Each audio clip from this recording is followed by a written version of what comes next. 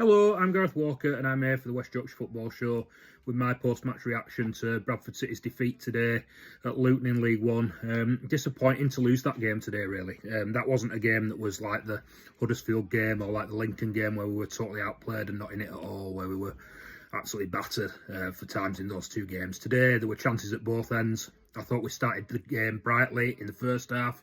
I thought we started the second half brightly as well. Luton took over as the first half went on. And we're getting on top just before they scored, to be honest. They hit the bar a few minutes before they scored. And then obviously got the goal straight after that. And at that point, we looked like we were clean on for half-time a little bit, which was disappointing after we'd started the game quite brightly. Second half, a repeat really. We started the game really brightly, first 5 or 10 minutes of that second half. Caden Jackson has a good chance, a bit of an air shot really. When he makes contact, he probably scores from across into the box. And then Luton get the second goal, totally against the run of play, on a transition, on a turnover, on the break. Lad cuts inside and scores. And from that point on, at 2-0 down at Luton, you're chasing the game really. And Luton started to get chances when they were breaking away. Obviously, we were having to commit men forward to try and get into the game. But even after that, like at 2-0, I still thought we created chances. Yeah, like I say, the second goal's just hurt us because it's come against the run of play. Still create a chance. Obviously, Wheatley comes on and goes through one-on-one literally as soon as he comes on. I think if that chance comes, or he probably wants that chance to come 5 or 10 minutes later for himself because he's only just come onto the pitch, but he really should score.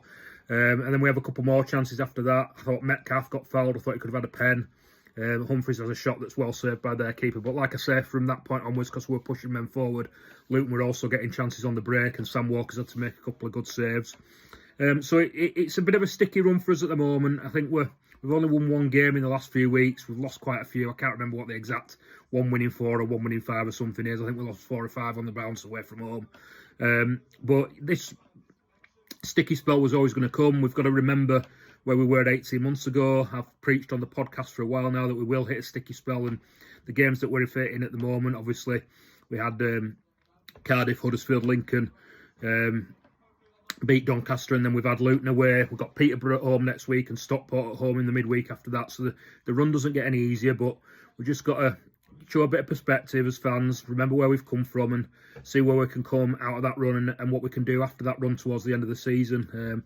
It is like we've been found out a little bit with our pressing game, but like I said, and that's been the case for a few weeks, but like I said, there were chances there for us in that game today, and I'm a little bit disappointed that we didn't get a point out of it. I think that there was a point there to be had for us, and yeah, just missed chances at crucial times have cost us, and like I said, the second goal's a killer. I also just wanted to mention the fans forum that was in on Wednesday night, I think it was, on Radio Leeds. A couple of big takeaways from that for me. The first one was that we've got possibly the 11th or 12th biggest budget in the division, so the fact that we're in the playoffs or that we were in the autos for a time shows how we're punching against above our weight at the moment, shows what financial muscle we're up against this season. You look at the budgets that Huddersfield, Luton, Stockport, Cardiff, all these teams have, Bolton, they can go out and spend millions on players, and we just can't afford to do that. So we're going to have to build at League One level. I don't think we were ever going to be successful straight away. We've had a great start. We need to keep pushing on as much as we can now. And like I said, just show a bit of perspective and build over time, possibly a little bit like Lincoln have done. League One's not a level playing field, and we've got to punch above our weight and keep building, not get too downhearted when we have results or runs like we're in at the moment. The second main takeaway for me was that there's not going to be, or it doesn't look like we're going to be buying Valley Parade back. That's really disappointing. It's disappointing for me that we don't own our home, we don't own our training ground.